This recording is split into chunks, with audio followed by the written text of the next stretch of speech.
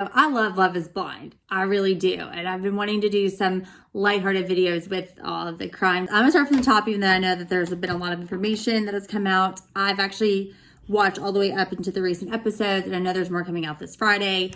So I'm Elise Bradley. Welcome back to my channel. If you're liking this content, don't forget to like, subscribe, share, comment below, but be nice in the comment section. Please hit the bell to get notified every time I upload a new video. Don't forget to follow me on my other social media platforms if you'd like to. And what's so funny is if you hear like what episodes 1 and 2, I for some reason had in my mind that Marshall's name was Maxwell, which is hilarious. I don't know why I got stuck on Maxwell. So we're gonna start with Love is Blind episode 1. So we kind of meet Kwame and Chelsea are kind of the first people that present themselves. And I really like Kwame's demeanor. I think he seems wonderful and that he really is seeking love. He seems very successful. He's at a really good age. He's 32, and I don't know. I just feel like the older you get, the more you have an idea of what you want, but also that you're more settled. I think the younger you are, you have more change that can happen throughout your life, and sometimes you and your partner end up growing apart instead of growing together. But I do think there's a certain age where you're so much set in your ways that it's really hard for you to find the love of your life, because it's hard to integrate somebody into your life because you've learned to be by yourself for so long. But I think that Kwame is at a really great age. I did find it sad to find out that he was thinking about coming in as Alex, because he thought that, you know, with the experiment, the way Love is Blind works is that these people are supposed to connect sight unseen, and are not supposed to talk about their looks or their overall appearance. They're not supposed to really give you any clue of what they look like on the outside. You're supposed to love them or fall in love with them based on who they are on the inside, not on the outside. And Chelsea's in her 30s. She seems like she's ready to settle down. She's one that I think seems just nice in general, and like she liked Kwame right off the bat. Like she just really seemed to really like him. Kwame seems kind of in the middle when it comes to Chelsea. She seems really empathetic and she asks so many questions. She seemed to be very engaged, and it appears like Chelsea had no other connections, which I know that it doesn't always go that way because they all date each other. So Chelsea could have potentially had another connection, but in episode 1, we don't really see Chelsea have any other connections. Kwame, though, does have another connection that they show, and that is with Micah. Micah is another blonde, so he seems to not realize that he's attracted to 2 blondes, but that's who he is connecting with the most in the pods. Micah describes herself as an empath. She just loves that he decided not to use the name Alex and that he decided to be his authentic self. And they seem to really connect well on a lot of different levels. I think that Micah thinks he's extremely nice, authentic, sweet, and that he would be not maybe her usual type, but that he should be her usual type. Micah is 26, Kwame is 32. So they do have a little bit of an age gap, but not too much. They both seem to connect, but it does appear a lot as this episode is going on that Kwame is connecting way more with Micah than Chelsea. It almost is presenting himself as like a triangle. Like Chelsea loves Kwame, Kwame loves Micah, Micah doesn't love Kwame that much. But Chelsea's a great option for Kwame, and that he really wants to find somebody, and he knows that Chelsea really, really, really likes him. She reassures him and she lets him know, but Micah is the one that is not maybe meaning to play games, but she is not giving a lot away about how she feels towards him emotionally, and it is making him feel not secure in the connection that they are building. And it seems like they've had a very quick and fast burn, and Micah, though, is having a slow burn, was what she said, with Paul. So then Paul and Micah start talking, and you can kind of tell that Micah really likes Paul. It's a slow burn, but he is not giving a lot away that he feels emotionally, but that she is really connecting to him and she doesn't really want to give him up. And we do see that Kwame, you can tell, just really, really, really likes Micah a lot more than Micah appears to like Kwame back. And it is really sad because I don't know how much Kwame would have stuck with Chelsea had Micah said that she truly wanted to be with him above all else. So it does make me question how much Kwame truly loves Chelsea, or is Chelsea just the best option because Micah doesn't want to be with him the way that he wants to be with Micah. We want to go on to Brett and Tiffany. Brett is 35. He actually works for Nike designing tennis shoes, and Tiffany is pretty successful. She's 36. I just thought they were perfect from the start. I have all good things to say. I think their energy automatically aligned, and they seemed like they were on the same page as soon as they got into the pods and met each other. I think they both have been looking for the loves of their lives, and that this experiment was meant for them and that they were meant to meet each other. I feel like as soon as they came together, I was like, that's it. They're going to work. They're going to get married. They're going to be the ones. That's my thoughts. That's what I think. I think that they're going to be just the perfect couple. Go on to meet Jackie. I think she seems like so much fun, and she's entertaining, and she's hilarious, and she seems to have like two really great connections. She's vibing really hard with Maxwell and Josh, and they seem to be very different people, but that she seems to really love Maxwell's demeanor. He seems different from her, but he seems like the side that she needs in her life. He seems empathetic, caring, like he'll be there for her. He'll always put her first. He'll always be the one to make her feel good. Josh seems more, I'm going to say like the player, but that he's strong-willed, very masculine, not sensitive. He seems like he's going to be so much like her that I think that she is going to back off and go maybe more for a Maxwell, because maybe boyfriends she's had in the past, like Josh, have not worked out because they are so similar to her and her background. But it's also going to be kind of hard because I think she does like that masculine energy and that strong-willed personality, and Maxwell's not going to be thriving in that. Jackie is 27. I think Maxwell's 26, and I'm not sure about Josh's age. I cannot recall at this moment, but they're both they're all three in their late 20s, I want to say. Maybe Josh is 30. In a sense that I think she thinks Maxwell is what she needs, but he may not end up being what she wants at the end. And I think that the two go very hand in hand when it comes down to a relationship. I think you need both. I also do think that people think that you're supposed to marry your opposite, and that opposites attract and you complement each other. But I do think that people need a lot more in common than they realize to make a marriage work. So we meet Zach. Zach has like some dry sarcasm in the beginning. He's like, I'm a stripper. That's what he says. I'm a stripper. And you're like, why would you say that? But it's like he's having this dry sense of humor because he's trying to hold back and not give off too much or say how he really feels. It appears like he doesn't want to get hurt. And if he is vulnerable and lets people in, it'll cause him to get hurt. But the experiment's only going to work if he becomes vulnerable. And that's exactly what he decides to do when he's talking to Bliss. Bliss breaks down that barrier that he had initially when he came in. He's like, I got to take this experiment seriously. He eventually does tell, the women that he's connected with, which is Irina and Bliss. I just think when him and Bliss met, they just ultimately complemented each other. Like, she understood his dry sense of humor and was able to think it was cute and endearing. And I think they're both kind of quirky and that they complement each other. I definitely thought their vibe was really good. But Zach is also vibing really well with Irina. And Irina is 25, and I think that she's just more on the younger side and maybe not looking for the things that Zach really was looking for. Zach is pretty well established. He's an attorney, and you can tell he's worked really hard to get there. And Irina, she does, it appears things highly of herself. She says, I'm a bombshell.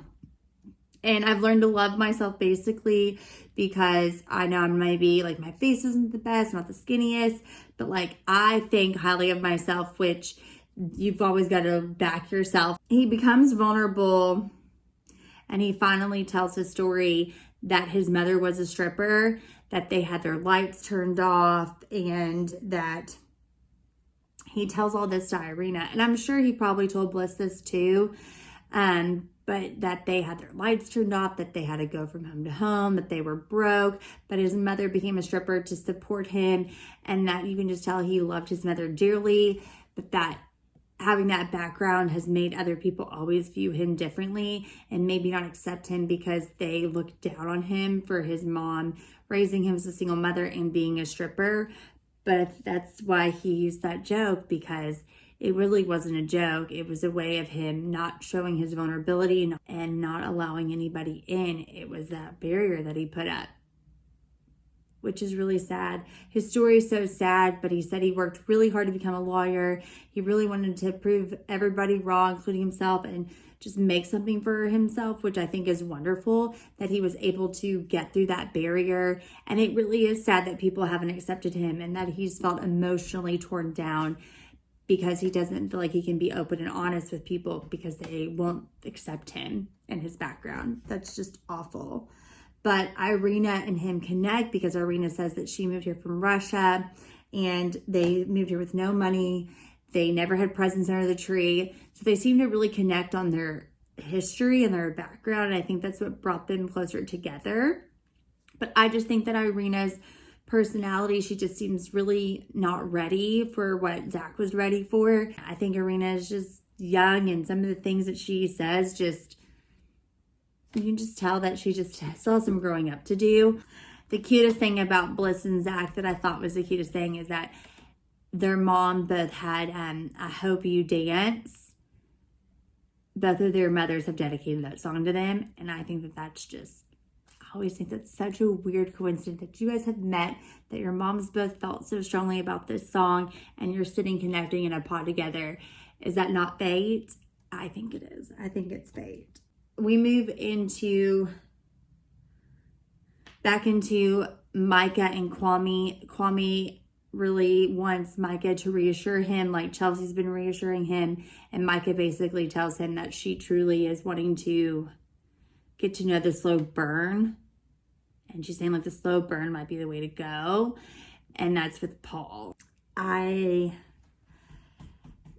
think that Kwame is feeling very vulnerable and down because I think he thought Micah was the one from the start. I think that he loved Micah. He would have chosen Micah over Chelsea the way it has all been edited. But Micah, for some reason, was going more towards Paul. And then we go on to hear Brett's story close to the end of the episode and how he started to kind of become a shell of himself because they financially struggled growing up. And he didn't want to have friends over to see that they didn't have running water or they didn't have electricity. And he started to not have any friends and started to draw and post things up on Instagram because he just didn't have a big social life. And he didn't go to college, and somebody finds him on Instagram and he ends up designing shoes, and then he ends up eventually working for Nike, and he just becomes a huge success without going to college and just because of social media, and that's wonderful. But he obviously did very well for himself, and he dresses so nice. He's so cute. Brett's so freaking cute. I really like Brett. You know, Tiffany admits that she may not have given someone like Brett a chance out in the real world because she, I guess, values education and what you've made of yourself. But being in this experiment has allowed her to get to really, truly know Brett and find him more inspiring instead of somebody that she would have disregarded because of education, which I think as long as you become successful, college is not meant for everybody. And I don't think anybody should feel like they have to go to college when they're not meant for it. And clearly Brett was still successful with or without college. But find it to be refreshing that Tiffany's able to admit that this experiment has allowed her to do something that she doesn't think that she would have done had it not been for the experiment. And then we move on to Paul. So Paul is the one that Micah keeps talking about outside of Kwame. Her and Paul are a little bit around the same age. I'm going to say he's like 28 and she's 26. He's an engineer, and I think that they're a little bit more on the same page. I think Kwame came on a little too strong for Micah, and I think that maybe that's why she pulled back a bit. Kwame told Micah, like, I would get on one knee right now and I would choose you and I would marry you if you would marry me. And that really made her back up. And she basically told Kwame, I still want to explore my other option. And that other option was Paul. Now, Paul actually has two options as well. So it's Micah and Amber. Amber's interesting because Amber has been married twice already. And I just hope that, you know, how much she loves getting married, that she's worked on herself, that her third marriage would obviously be like 3 times a charm and successful. But Paul seems to be fine. He's making cheesy jokes with her, cheesy dad jokes. He does mention that they really relate on kids' religion and, you know, getting married and stuff. He asked Amber a question, and I think that this does change their dynamic, is when he asked her, like, in your last relationship or in any relationship, have you cheated? And she said no. And he asked, like, would you ever cheat? And she basically says, like, I might have cheated in my last relationship had he not made the choices that he made eventually down the road. And Paul says, that's a red flag for me. And she's like trying to retract. She's like, no. It's not that I would have cheated. I would have ended it before I would have cheated. But that's not what she said initially. I think she realized what she said did make Paul feel like she wouldn't get out of the relationship. She would have just stayed in it and eventually cheated, and it would have gone the opposite direction had it not played out the way that it did. And I think that kind of maybe changed how he felt about her. But initially when they did their date, like, he brought her flowers. She came back to the pods with these, or back to the common area with the flowers. And Irina was like, oh my gosh, I'd marry a guy like that in a heartbeat if he brought me flowers. And then when Micah tells her, oh, she was just on a date with Paul, then Irina's like talking mad shit about her, like, oh, she sucks. I mean, look at them, like, ugh. Because Irina and Micah are like BFFs. And you can tell that Micah didn't like that he brought her flowers, didn't like that their connection's going so well. So you can tell that Micah is about to change the whole dynamic. So when she goes on her date with Paul, she makes it pretty well known, like, I know who I would pick. I'd pick you, when Paul asked her. So during their date, they make a decision to only go for each other. And then the next episode, they're going to try to figure out how to end things with their other flames. But my favorite part at the ending of the episode is Brett trying to tell Tiffany how much he likes her, how much he wants to be with her. And they're pretty much saying how they're falling for each other and that they found their person. And Tiffany is just laying off to the side with her little head on the cushion on the sofa in the other area. And she falls asleep on him.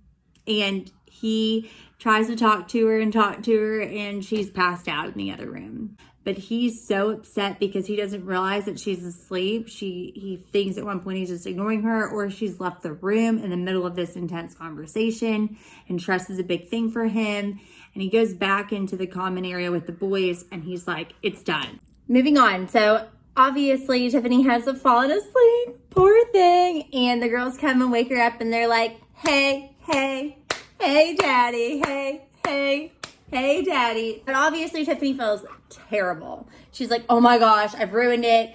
Obviously Brett's biggest thing is that he needs to have that reassurance. Reassurance is important to him, so that's all he wants.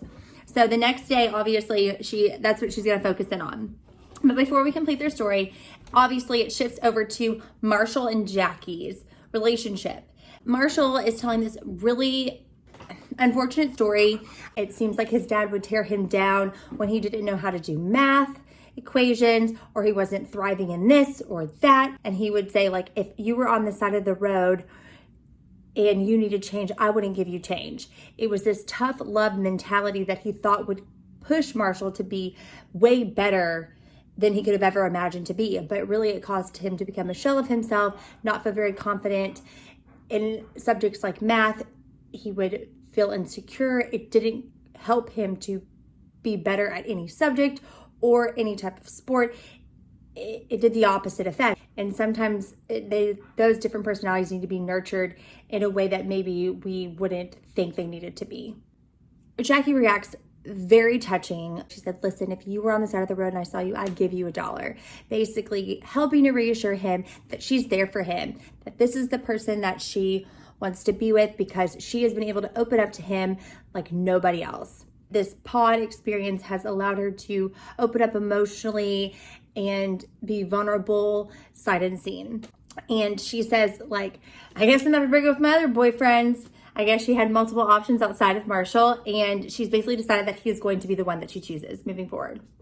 So then we cut over to Tiffany finally getting to tell Brett, like, hey, bro, like, I'm really sorry I fell asleep on you. I'm so sorry. Brett is just being very quiet. Tiffany's expressing how much she wants to be with him, that she's so sorry, that his voice was so soothing, and then it caused her to fall asleep. But that, like, she is here for him. She feels like he has provided her with a relationship that she never thought was possible, and she just wants to choose him. She wants to be with him only, and she's kind of waiting for his response. And he basically says, I want to be with you too, and I'm sure we'll look back on this story and laugh about it. I mean, I laughed in the first episode. I thought it was hilarious. Who knows how many hours they're doing this?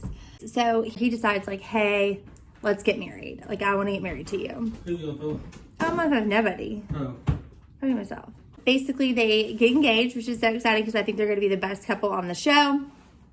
And then it kind of shifts over to Micah and Kwame's relationship. And you know that Micah is going to end things with Kwame based on the last episode. And Kwame is, during his interview, is saying how much Micah is the one. He's felt it from the start. And I do feel like if he chooses Chelsea, it's just going to be by default, just based on editing. I just don't know how well they will thrive in a relationship, because is she going to be second best to him? So he's going into the conversation with Micah. I feel like he's about to tell her, like, she's the one, and he just needs some reassurance that she's all in because he's all in and he's going to pick her. And then it goes the opposite direction. Micah has already decided that she wants to pick Paul, and she kind of lets him down easy to say, like, I think the slow burn is the way to go, which is Paul. And I think that we ought to seek our other relationships. So after that conversation, you can tell that Kwame is defeated. I mean, rejection's never easy. Kwame leaves that room, and he leaves pretty quickly. He's just like, okay, thanks for being open and honest with me. Good luck with your other relationships. Bye. It's ended so quickly because I think he's so hurt that I don't feel like they got the ending that they really needed or deserved. I feel like Kwame should have not been so reserved on his feelings. He should have opened up so that they could squash it and move on. So then, obviously, now it's Paul's turn to go in and tell Amber that he is not interested in her. Amber is a lot more forthcoming with how she feels.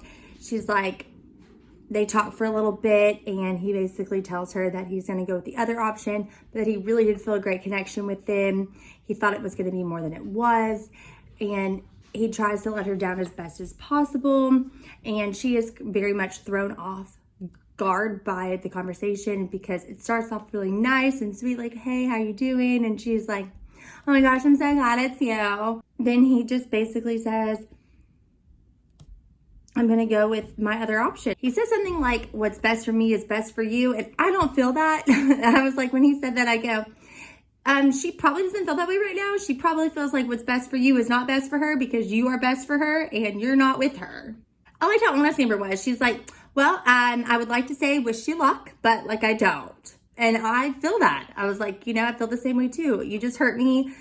I felt like you've drugged me on, and you probably didn't mean to do that because you were trying to figure out how you felt emotionally in both relationships. And I liked how she left, like, I know that it seems like I'm not happy or I'm not gonna be okay, but I will be okay. She's clearly dealt with heartbreak before.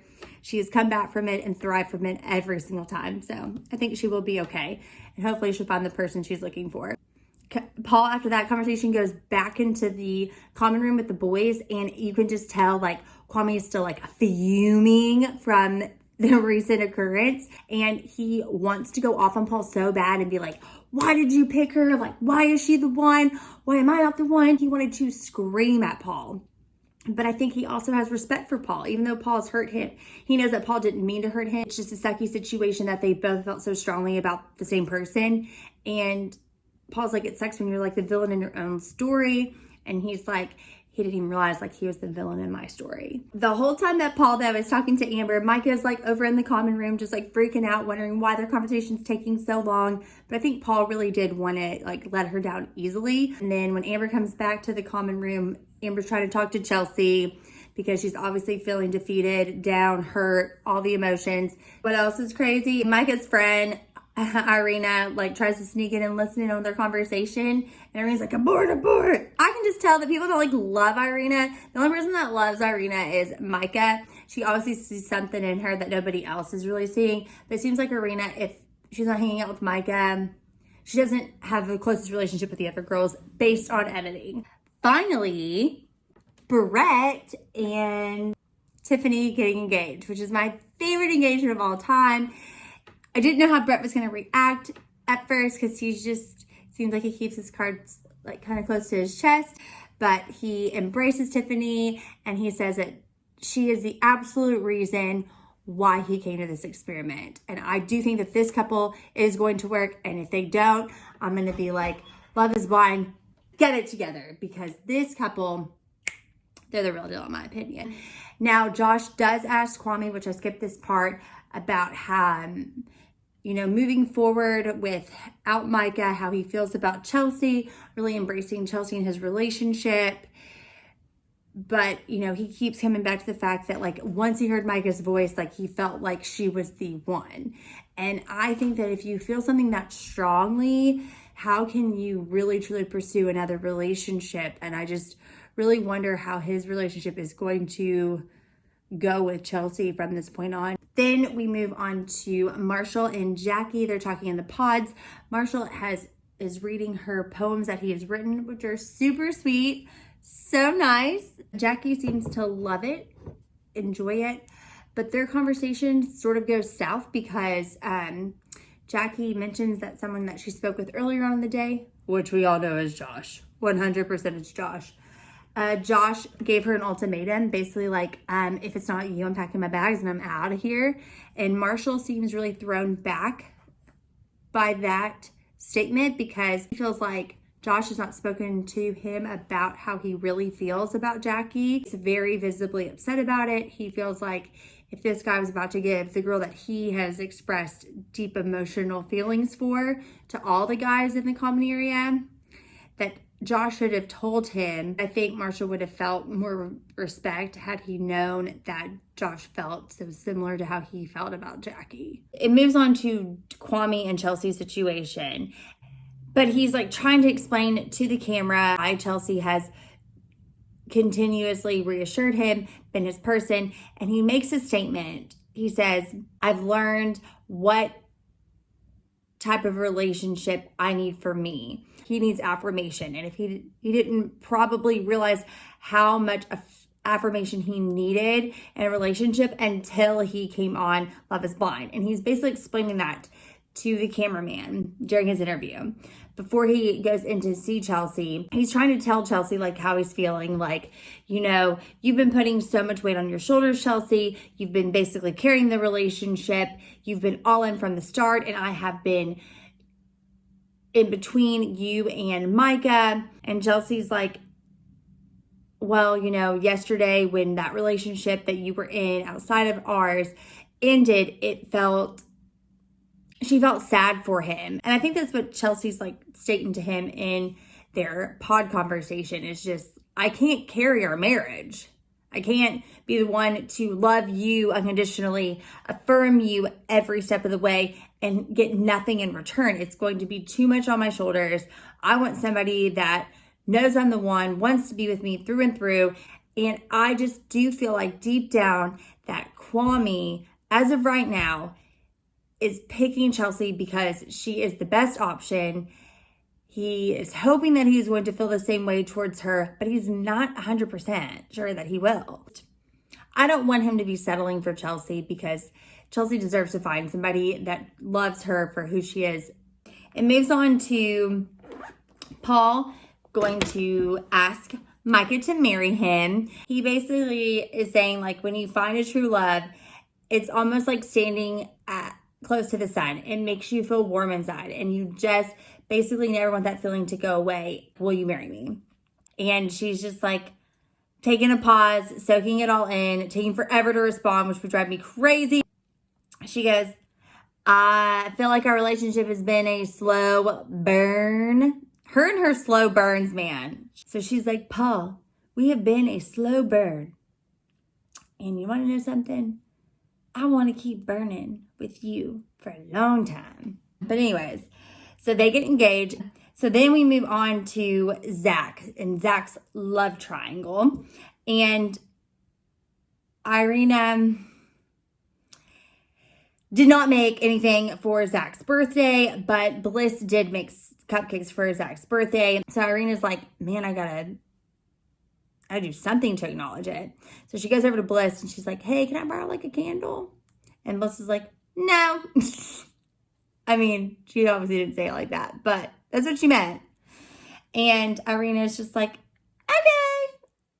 It's awkward. It's just awkward. You can tell that like these two people like do not get along. Irina has a date with Zach before Bliss does. And Irina's like, sorry, I forgot your birthday. And Zach just reassures her like, it's okay. I know other people don't see your heart because you're so blunt, but like I see your heart. I know you have good intentions, even if others do not see that. My whole vibe that I got from Irina since the start of the show, Bliss basically talks to Zach. She does not understand how Zach does not see the true side to Irina. She doesn't understand how he could feel so strongly about both of them. And at this point, Zach's admitted that he has no idea who he's going to pick. He feels ultimately that he could marry either one of them. I think where she's kind of going wrong in this conversation is she's expecting him to see what she sees, but she's with her 24/7 outside of when they are talking to the men and trying to get to know them. I think everyone would agree with me that when you're going in like on a date, you're going to put on your best show. So why would you go into these pods and make yourself look bad to these men? You're not going to do that, but you're going to be more your authentic self in those common rooms around those women. So then it cuts to Paul about to meet Micah for the very first time after they've gotten engaged. And Paul just speaks so eloquently. Like, I can't even repeat what he says. But basically, the episode ends with him being anxious about meeting Micah. And then it goes boom, and it's over. So that's the end of episode 2. All right, have a good night. Love you guys. Cheers. Night. Bye.